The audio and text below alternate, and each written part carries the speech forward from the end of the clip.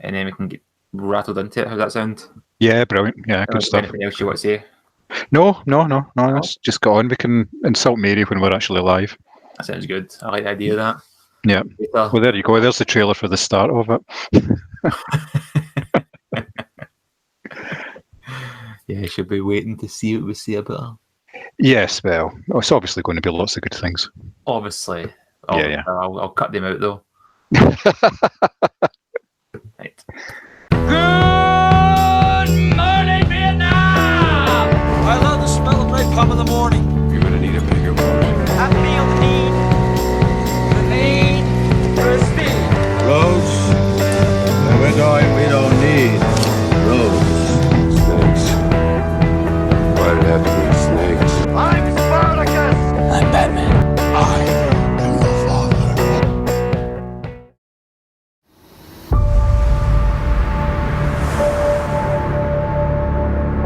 He died of a heroin overdose. We didn't know our own son. Kyle wasn't a druggie. Sorry, but all the parents say that. You're gonna have to say a few words. Kyle's dead. Tell me what happened. He got mixed up with some drug dealer. Viking. He likes hurting people.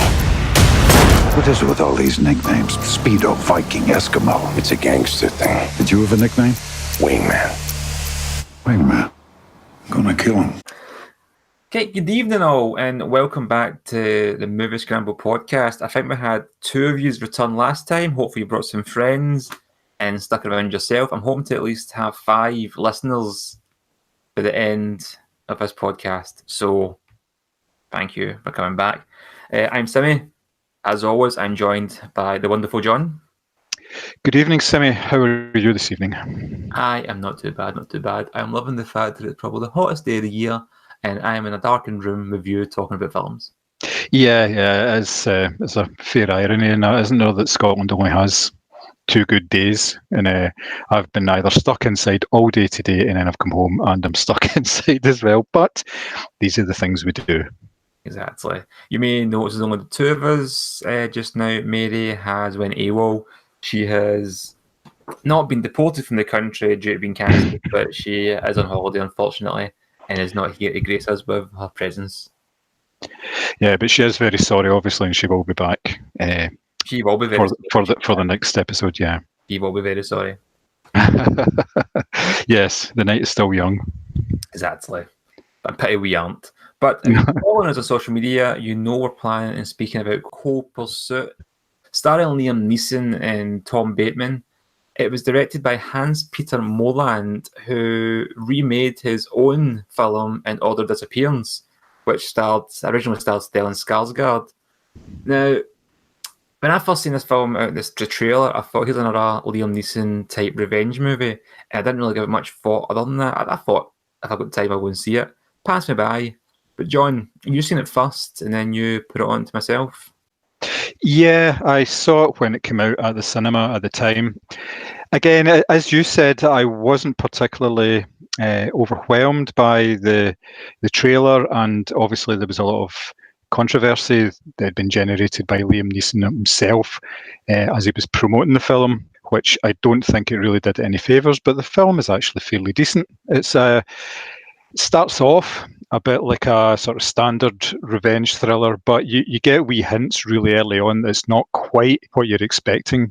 Starts off with an Oscar Wilde quote, which is a bit sort of highbrow for these type of films, so that gives you an idea that it's not quite as serious as you think it possibly would be, and you kind of see that it's trying to do something a wee bit different in terms of Neeson's performance and the story and everything that it's trying to tell. What did you think? I wasn't impressed, to be fair. No?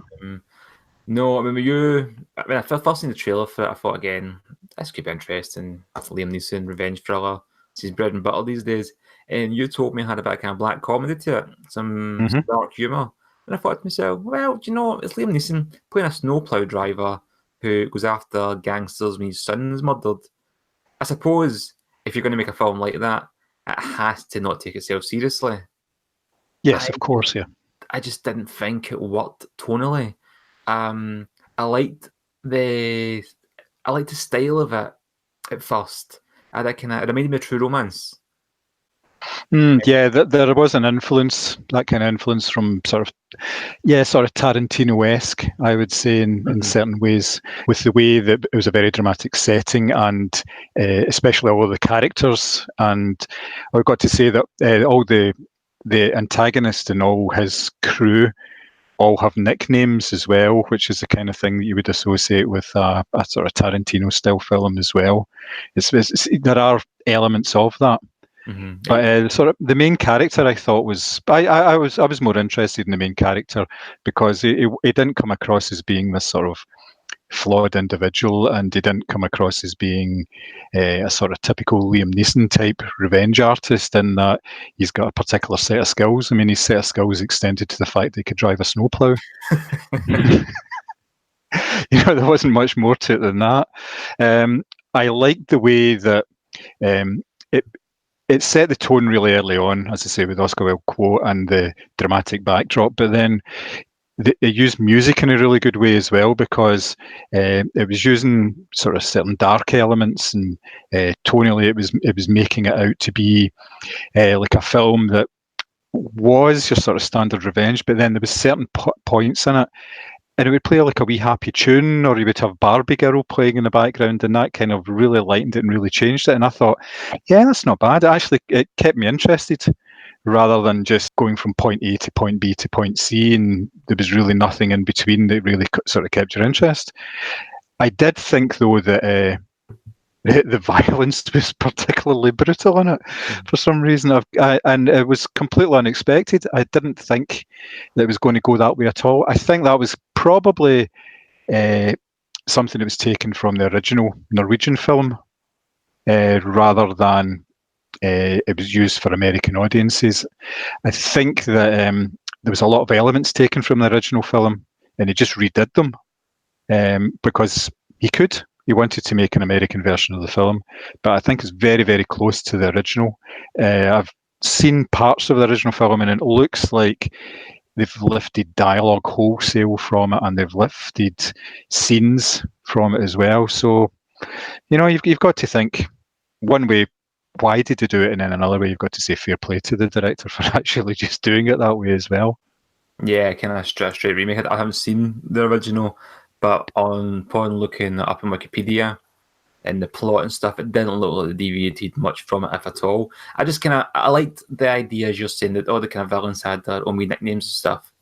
And as Liam Neeson kind of worked his way through them all, killing them, it came up with their name, with a little cross to signify they died. And I thought that was quite cute in a way. It's quite nice, a nice wee kind of, I don't like the word quirk, but I can't think of a better word just now. Again, it reminded me of True Romance. Even the score had that kind of True Romance, kind of wee Badlands style leitmotif to it. I didn't find it a lot of fun. And I kind of to the point I was like, right, this film isn't going too much in either direction here. Liam Neeson's playing the film like a straight revenge movie. Yes. But the rest of the film and about him is this more kind of wacky black comedy. And I just didn't think it really merged very well. Yeah, it was him and his wife, and they were totally serious and straight. And then there was his brother and his brother's wife, who were just completely off the chart in terms of, as you say, wackiness. And the main antagonist as well, he was very, very sort of full on, almost like pantomime bad guy in parts. He would moan and complain about his son getting like fatty foods and all this sort of stuff. And yeah, he'd no compunction at all about like shooting somebody in the head. It's just part of his job. It's just it was very, I know what you mean. It was quite strange, but because of those elements, that's why I enjoyed it more than obviously you did. And maybe that's the point of the film, the fact that it was two separate worlds. And I just thought when it collided, the film didn't really know what it wanted to be at times. And I like Liam Neeson as a comedic roles. I thought it was brilliant. And extras, he's great at playing the straight man. I just didn't find that there was much humour in his scenes, even when the worlds kind of collided. And the violence was over the top, as you say. It was very, very brutal. But a kind of comic book element to it. Yes, of course. But it does suit the tone of the movie at times. I just find, like I keep saying, it's just it's a mesh. I don't think it really worked, and I just didn't find the film a lot of fun, and I found it too long as well. Like some great set pieces, but you had Liam Neeson driving through the snow, and it looked great. It looked absolutely fantastic, and the third act kind of big battle was quite inventive. Yes, aye. It's the kind of thing you can get away with in a sort of skiing resort. There was a few elements that they added in there, which only would work in somewhere like that. But yeah, I thought that the third act, yes, was particularly good. Basically because the second act had set up this big battle, and you kind of knew this was always going to happen based on how everybody kind of came together in the second act, and obviously there's usual misunderstandings and everything. So yes, that did work well. But I agree with you that it was too long. I mean, it was just shy of 2 hours. They could easily have shaved off about 30 minutes of him driving through the snow. There was a wee bit too much of that. Did you not kind of find as well that it went from being like mild-mannered snowplow driver to like dangerous assassin in a scene? Now, I'm not saying we had to see some kind of like Rocky-style montage, but I have some kind of backstory to him to say, well, he's a snowplow driver, and now he's like a crack shot. Well, it's not really a crack shot if you think about it, because early on, I mean, it doesn't really spoil anything. He, at the start, when his son dies, he decides to end it all. And the way he goes about that is really amateurish. And he kind of figures out from that he can't really use a gun in that way because he's not very good at it. So he basically makes it off like a sawed-off rifle, if you like. And you can only use something like that at really close range. And he can get away with it at really close range, and it works. He doesn't turn into a sharpshooter. But yeah, there isn't really any sort of build-up or understanding why he became like that. I think it was almost as if something really just snapped inside him. You could kind of see that in a way. I can see the type of character that he was and how it led to it, because when he was getting the award for being Citizen of the Year right at the very start of the film, he was not interested. He was saying, well, how many words do I have to say here? So he's a guy who just basically likes what he does and likes being in his own. And it didn't really work. You're right. It didn't work in terms of him becoming this assassin, but it was really rubbish at it. It was really old as well, because when he was like carrying bodies, he was out of breath and everything like that. And there's a memorable scene where he's involved in a fight with a guy, and the guy's just as unfit as he is, and they're both knackered. They're both like laughing and going, "Oh, how you doing, old man?" and all that sort of stuff. And that was quite good, because it did show that he wasn't like this sort of super assassin type, relentless, never stopping. He had to stop for a breath and maybe sort out his dodgy knee or whatever. There was elements of that. You could also tell that he was kind of a capable guy, because he works outdoors, and I mean, he had a big garage, so he must be capable. It can't be all bad if you got a big garage, What did you think of Laura Dern and his wife and her part? I thought she was very criminally underused.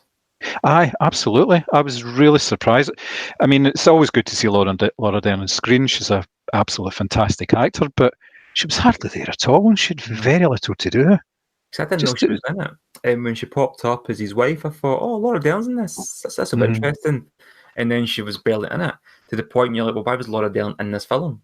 Exactly, yes. They could have just... well, that's one way they could have saved about 15 or 20 minutes, just having her not be there. Mm-hmm.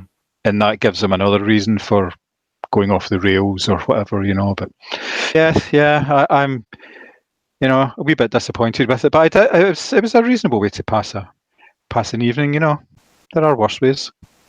So, John, would you recommend the film? Cautiously, yes, I'd recommend it. If it comes on the telly, yes, it's worth a watch. Or if you're looking for something just to not really totally invest in, because let's face it, everybody likes these type of films now and again. You don't have to watch something intently. Sometimes it can just be something that's on and you're just half paying attention to it. So yes, it was an okay film. I have seen better, but I've seen a hell of a lot worse than that. So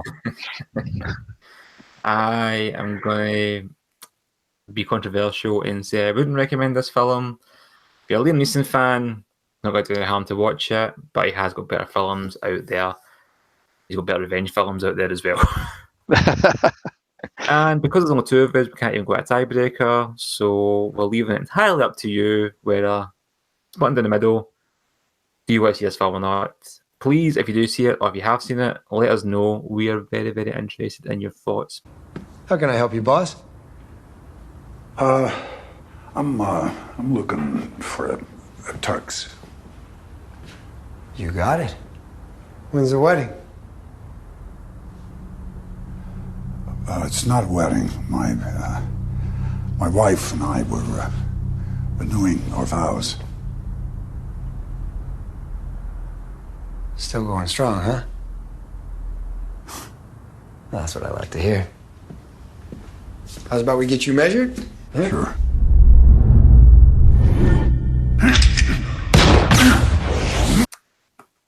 Continuing on from the snowy themed setting of Cold Pursuit, we were on social media and we were asking you what your favourite films were set in a snowy landscape, and we also thought of our top three ourselves.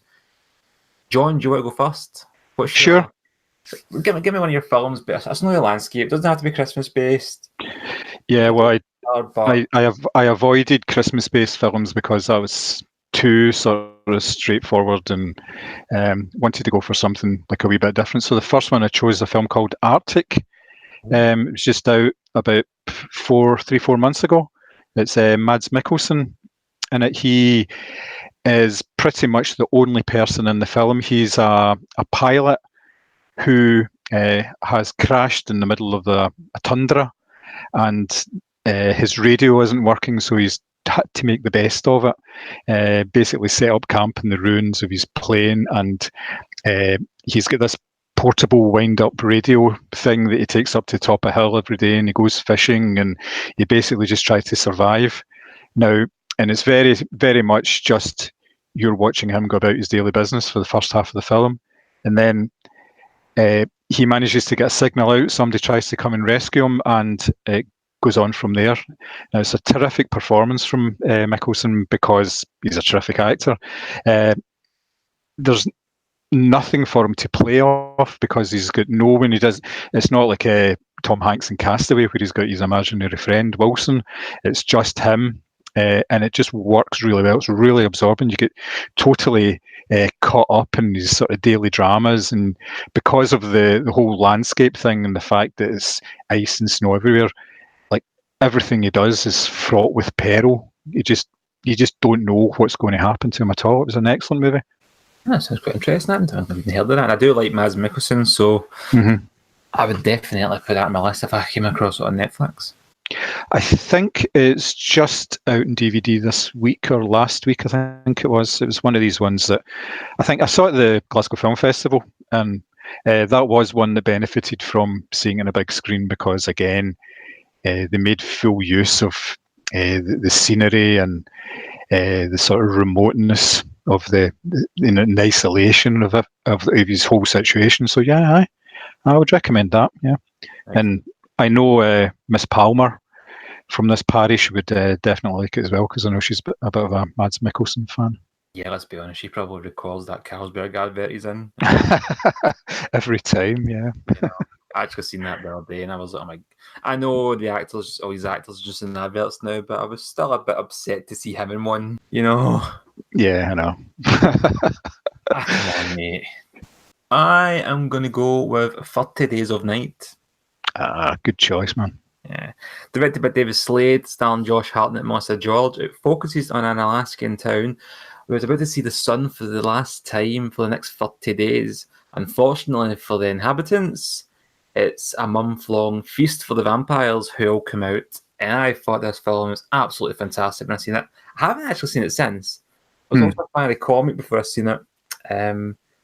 Love David Slade. He's a great director. He directed my favourite Twilight film. And the vampires in this are just something else. I mean, there's Hollywood's very, very well known for its romantic vampire. You know, we've all seen it many, many times. And Yeah, the shimmery ones. Yeah. yeah, you know, something seductive, something alluring. In this, are total utter monsters, and the film is just brutal from start to finish. And I just loved it. I love the setting. I love the idea of it. You know, there's no sunlight. Yeah, it's a lovely sort of pale blue hue to the whole film, isn't it? It's really, really well done, just to emphasise the fact that there's no sun and everything. I was just really surprised that nobody had really come up with that idea before. Mm-hmm. It seems such a simple idea, the fact that, there are places in the Arctic Circle that goes dark for at least a month out of the year, and who loves the dark? The vampires, But yes, the vampires were particularly brutal on it. It was good. It was a really good sort of cat and mouse game in it as well, when they were trying to hide just to try and get through the days and everything and keep quiet. Because usually you get some sort of respite in a vampire film because there's days and then there's nights. So you've got the respite during the day, but you didn't have that at all. It was just totally full on. So exactly, you watch any vampire film, and it's like, what are they doing? They're trying to hold out to the next day. Whether it's from Dusk Till Dawn or the Hammer Horror Dracula films and stuff, they're basically just trying to see out the night until the sun comes up and they're safe. Can't do that for a full month. Yeah. Really changes the game. I really like Josh Hartnett as well. I thought he was very good in it. I was really surprised that he never became like a sort of major A-list star, because I thought he really had it in him. But I know he's still acting away, and he is in sort of reasonably major roles and everything. But didn't quite make it to that sort of status that I thought he would probably get there. He had the looks, and he was obviously a pretty decent actor as well. But a bit of a shame. Yeah, you're right. Exactly. He's a very good actor. Don't disagree with anything. I agree with all of it. And Melissa George, who is just amazing, let's be honest, hasn't really been in much either, and she's very good. I like her. I think she's good. Yeah, aye, right. It's good cast, good director. Very brutal idea. Comic book movie that isn't made by Marvel or DC for a change. Actually, don't quote me on that. It'd be an offshoot. I can't remember. Yeah. Point being, it's not a superhero film. It's a very original comic book tale. Something a bit different, and it's a brutal horror film in its own right. Yep, totally. Next for me is The Hateful Eight. Oh, I had that in my shortlist. Quentin Tarantino. I had the 30 Days of Night in my shortlist as well. I was going to be one, but I thought you would have probably picked that one anyway. The Hateful Eight, the Tarantino epic. Ennio Morricone score, set in the snowy wilderness. 8 people stuck in a cabin. I just love everything about it. It is sort of prime Tarantino. All the characters are really interesting. They get really well developed. They've got such good dialogue. It's all done in the interaction between them. I always thought it was a really funny thing that he decided to film this in 70mm and then set the majority of it in the inside of a cabin. Yeah, which I thought it didn't make use of a lot of the sort of the outdoor stuff. There was a bit of it, but the whole reason they're there is because of the snow and because they're all stuck, and the whole sort of claustrophobic atmosphere and everything. Just such a great film, great performances. Kurt Russell's immense in it. He's just so good. I mean, that man can carry a beard. He's just something else. But I don't think it's a bad performance in it. So yeah. Just choice number 2 for me. It's a very good choice. I really enjoyed The Hateful Eight. I remember having to go and see it at the showcase because Cineworld weren't showing it. Do you remember that? Yes, that's right, yeah. And I always remember because the showcase were doing a discount for Cineworld members. I went to the showcase with my pass and I showed her it. And the woman at the desk looked at it and looked at me and went, "This is a showcase." And I'm like, "Yeah. But you're doing a promotion." And she went, "Oh, yeah." I'm like, "Yeah, I'm not a total idiot." I wonder if I'm the only person that's done that in the past. Probably not, no. Probably not. But I really enjoyed The Hateful Eight. And going back to what we were saying about better seen films in cinema, that's definitely one that was worth seeing in the cinema. Yes. Oh, yeah. For every element of it, for the visuals, and as I mentioned before, the Ennio Morricone score. I mean, he came out of retirement to do a score for Tarantino, and Tarantino has famously never used score before. It's all sourced music, whether it be classical or whether it be sort of needle drops. But for that one, yep, it was all score, and it works so well right from the start. The sort of the opening bars when they're showing the titles and everything, it's just great. Such good music. It's a movie as well that it's a Tarantino film specifically that doesn't seem to get a lot of love. Yeah, it's a bit of a shame that, and I can't really understand why. It's as good as anything that he's done, as far as I'm concerned. Your second choice. I'm going to go with another Liam Neeson film, actually. Okay. The Grey. I've never seen it. Never seen it. I've always it always pops up in sort of Film 4 and things like that, but I've never sat down to actually watch it. So, what's that about? Basically, this is without me reverting to the plot on Wikipedia. And going from memory, Liam Neeson and his pals are getting chased across the snowy woods by a pack of wolves. And that's pretty much it. That's enough, really. In the film, got criticism for really bizarre criticism when people said, this isn't how wolves would act. And I'm like, yeah, it's a film. Yeah. Horror film, so to speak. You know, Cujo as a rabid dog wouldn't act like that. Jaws wouldn't act like that. Who cares? It's a chase film, basically, because you've got essentially getting chased across the snow by this pack of wolves that took it upon themselves to hunt them down. It is absolutely brutal. Some of the death scenes are incredibly violent. It's one of those films as well that some of the most horrific things happen off camera, and that's even worse in its own way. Yes, definitely, yeah. Liam Neeson's absolutely fantastic in it. Absolutely, he's great, and yeah, I would highly recommend this film. It's such a great horror. I think it's a horror film. I don't know if it's marketed as one, considered one. It is to me. I don't care if it's unrealistic. It's a film. Go over it. No, that sounds interesting. Yeah, I think Liam Neeson gets an awful lot of stick for some of the roles that he takes on, especially the sort of when he did like Taken 2 and Taken 3, the aging action star roles. But yeah, that actually sounds fairly promising. I think I'll dig that one out. Definitely. It's also got an after the credit scene as well, which is worth watching. Cool. How the film ends, it's worth watching, and that's all I can really say without spoiling it. Yeah, I really enjoyed The Grey. I thought it was a cracking film, and really made use of its snowy setting of like no hope. You know, you kind of watch no film going, how are these guys going to get out of this? Chased by animals that live in this environment, and they are not equipped for it in the slightest. You know, yeah, I really enjoyed that. I'd definitely see that again. Excellent. It's a very good choice.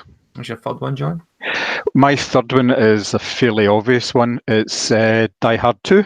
Oh, nice. Which obviously, well, that kind of fits the bill with everyone. It's a Christmas film, obviously. And it's set in an airport that's been snowed in. So John McTiernan directed the first one. This one came from Rennie Harlin, and obviously Bruce Willis returned as New York cop John McClane. This time he's in an airport to meet his wife Bonnie, coming off a flight, and of course all sorts of bad shit goes down. Terrorists take over, and all the planes are stuck in holding patterns, and it's up to John to try and figure things out. So, cracking movie. It's obviously it's got a Christmas song in it as well. It makes full use of the fact that, yep, it's snowing. It's in a horrible airport. I think it's Dulles International Airport. I think it is. Yeah. Just all-round classic movie. One of the better Part 2 movies of some of all the ones that are out there. It makes good use of the fact that everybody knows what John McClane's like from the first film, but sort of expands his range a wee bit and just sort of introduces other elements as well. The fact that he is a loving husband and everything, because at the very start of the film, like one of the attendants in the airport is trying to chat him up, and he produces his ring, you know, oh, hey, I'm married, you know, this kind of thing, you know. So it sets him up as being a particularly nice guy.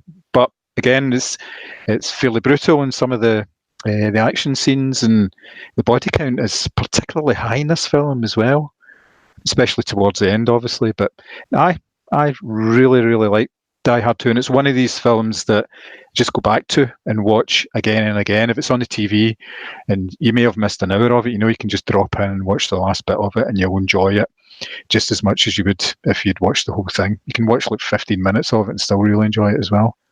Yeah, I totally agree with you. I'm a big fan of Die Hard 2. From the original trilogy, it's probably my least favourite. Mm-hmm. Was Die Hard with a Vengeance, and Die Hard 2. But Die Hard 2 is a very underrated film. As you say, it's a great sequel. It kind of does rehash the plot of the first one, but it knows it does. Yes. Reference to that. And it just kind of changes the setting from a tower block to the airport. Mm-hmm. Got some great set pieces, a great supporting cast, some good comedy in it. And Bruce Willis is just fantastic again in the role. Yeah, he was obviously the height of his fame at that point, and he could basically do no wrong. I think obviously there was a spectacular fall from grace in terms of his popularity and everything, and obviously allegedly there's people that have had real problems with him on set and everything, which, I mean, that could be just Hollywood tittle-tattle, you just don't know. But in terms of his output, you can't fault it when you've got things like the Die Hard films, or the early ones at least. They did go rapidly downhill after number 3. They're okay to watch. I can watch them. Yeah, they're disappointing. That's more than anything. You want it to be really good because of the first 3. You want a sort of continuation, and you just don't get that. Interesting enough, actually, I was on Twitter just before I came on here, and it was the writer from the 5th film, and he was trying to do a prequel, a TV series. Oh, yes. Die Hard Year 1, and as a film, you're kind of like, this actually needs to be made. It's a TV series, so that's got some potential. Yeah, well, there was obviously the TV series done of Lethal Weapon. Yeah, as well. Cool. Is it? I've only seen maybe 1 or 2 episodes of it, and I thought, it's just it's just all right.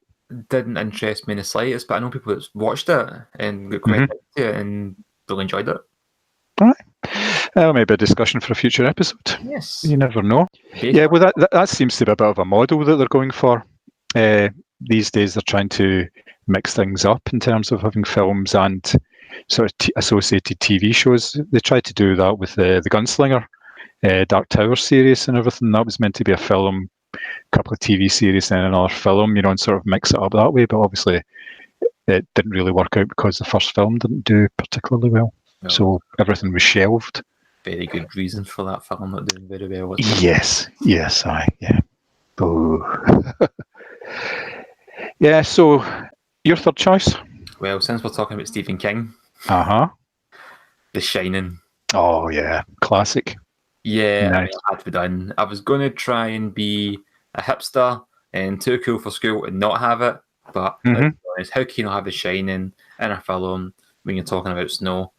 Jack Torrance, played by Jack Nicholson, taking his family to be the caretaker of the Overlook Hotel, and it's during the winter. They get snowed in, they can't get to local towns and stuff, but they know this is going to happen. They're told this is the case. But he just snaps.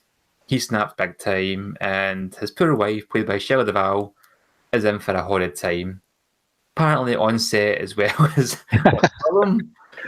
However, as a movie, absolutely fantastic. I keep saying fantastic quite a lot tonight. It's a word I never use. But I love The Shining. It's a great film. Scary. Brilliant performances. Amazing visuals. Pretty terrifying in parts. Oh yeah. The twins in particular, yeah. They kind of frightened me for a long time. That was after seeing that film. Yes, it was quite harrowing. They made good use of the fact that it was set in this isolated sort of rambling hotel, and that kind of just made it very, very creepy. The Shining's one of these films that it's worked its way into the sort of public consciousness. It seems to crop up every now and then. Like, so obviously there was the old "Here's Johnny" sort of catchphrase that was around for a while, but now you're getting references to it, like in Ready Player One, and obviously there's a new Stephen King film, Doctor Sleep, which is a follow-up to it with Ewan McGregor, I believe, playing the adult son in it. So, and that looks quite good, and it uses a lot of imagery from The Shining, and I was really surprised at that because obviously Stephen King famously didn't like the film version of The Shining. It was too far away from his original idea of what it should be like, and he obviously did it again.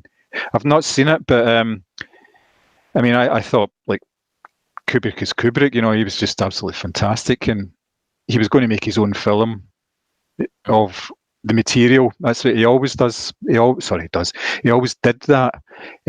He would take it and sort of mold it to his own image, and he didn't really care if the original writers liked it or didn't like it. But yes, fantastic choice. Really, really good. Impressive. I've heard mixed reviews on the miniseries, and the first time I heard about it, I heard it's just terrible. It's not worth watching. Years later, people kind of looked at it a bit more kind of fondly in retrospect, and were like, do you know what? It's not that bad. It's worth watching, especially if you're a Stephen King fan. Yeah. Interestingly enough, you probably do know this, but The Shining wasn't well received when it first came out by critics. Critics didn't like it. And now it's considered one of the greatest horror films ever made. Yeah. A work of genius. And it just goes to show you can't trust critics.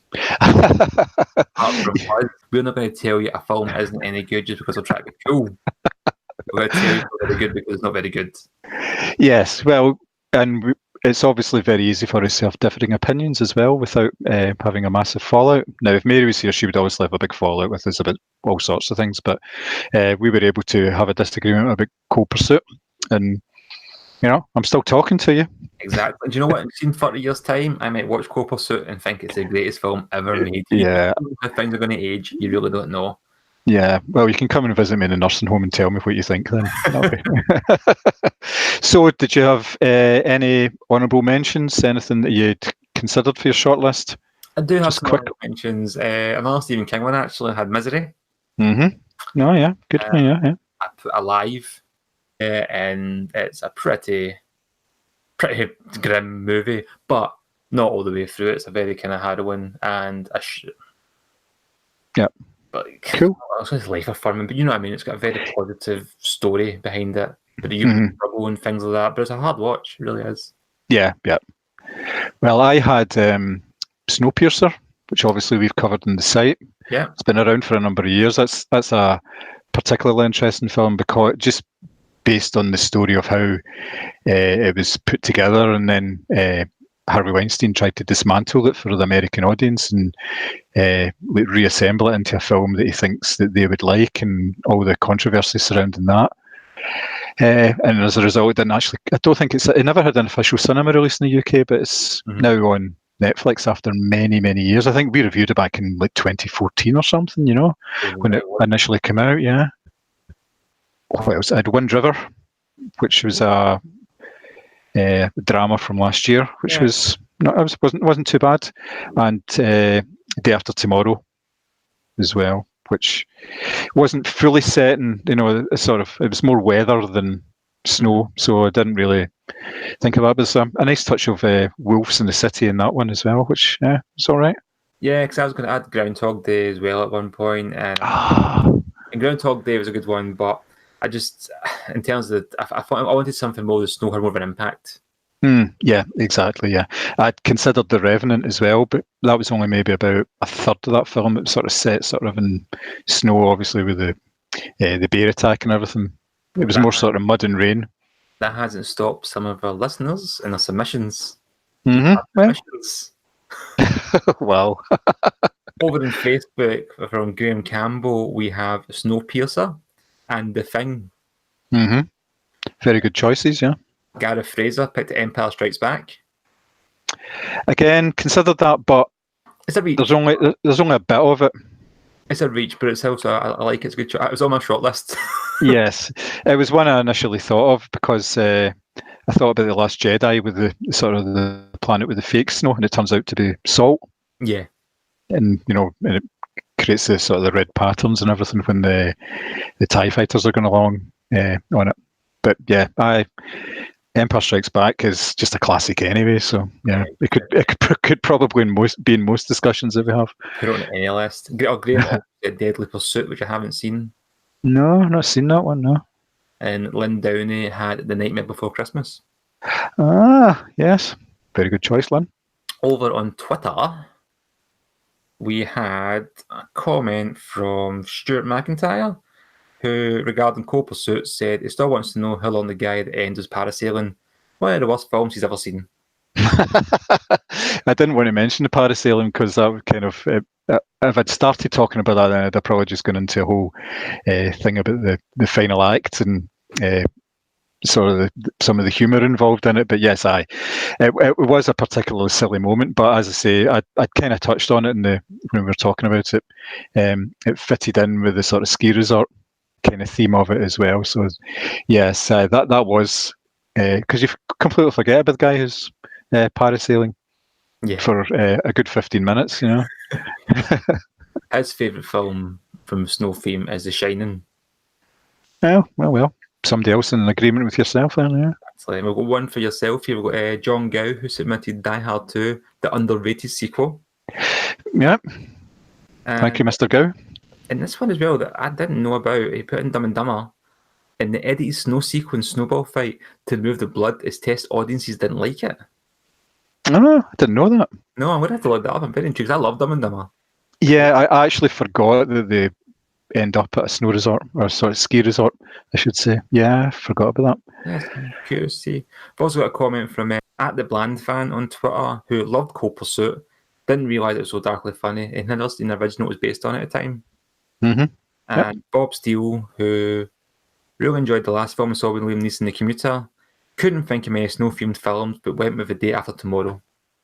Yeah, another excellent choice. Yeah, you can't really go wrong with The Day After Tomorrow in terms of it's a good disaster movie. And yeah, I mean, for its time, I don't know how well the special effects have held up, but at the time they were pretty much cutting edge. They were good. It's eye candy, isn't it? It's yeah, popcorn film. So, may as well have a look at some news, actually, if you don't mind, because... Yeah, sure. And you see Paul Rudd has joined the Ghostbusters movie? I did not. No. Is there any word about what part he's playing or how he's going to be involved in it? Because obviously he is a very, very good comic performer. He fits in really well in these sort of ensemble films, as he did. He showed very well in Ant-Man and obviously the last two Avengers movies as well. The last Avenger movie. He was particularly good in that, and a lot of stuff sort of revolved around him. He's got a very good sort of screen presence, and he never grows old. He looks the same as he did when he was about 25. It's crazy. I mean, everybody loves Paul Rudd. There's no much information on the Ghostbusters film. Sony won't comment on plot details. An insider says it's going to be an extension of the original film. Mm-hmm. Now, how it works continuity-wise, unknown, but the last Ghostbusters film was very polarising. I liked it, and I know it's not a popular opinion, but I sat down and I watched it with my kids one night, and they both loved it. They both thought it was a fantastic movie, and they'd seen the original Ghostbusters, but they hadn't been sort of privy to all the controversy that the film garnered before it was released, and all the sort of the toxic fanboy stuff on Twitter and other social media, which did the film no favours. It really, really detracted from the film, and I felt quite sorry for all the people that were involved in it. But that soon changed because as soon as they had a bit of breathing space between the film coming out and dying, they announced that there was going to be a new all-male version of it, and they were quite blatant about the fact that, we're just putting them to the side, we're just not going to bother about that. And I thought that's pretty poor. It's not really well done at all. Yeah, when I first heard about the film, the idea of an all-female cast didn't bother me. The casting itself didn't impress me. I saw the trailers. I was not looking forward to it, but of course I was going to go and see it. Yeah. I'm the same as yourself. I quite liked it. I quite enjoyed it. I thought it was fun. Was it better than the original? Of course not. No. But I thought it was fun. I thought it was an enjoyable film. If it got a sequel, I'd have went to see that. It didn't. And yeah, the marketing campaign. Oh, sorry, no, that's not a marketing campaign. The crybaby marketing probably didn't help much. But it was also a very expensive movie for a comedy. Yes. Yeah. It's always going to be difficult for them to try and claw that money back for the kind of film it was. Yeah, and even before the film came out, there was the likes of Dan Aykroyd getting involved and saying, well, yeah, I'm working on the new Ghostbusters universe, you know, and there was the plans in place for what they were going to do after that. And again, it's the case of like running before you can walk.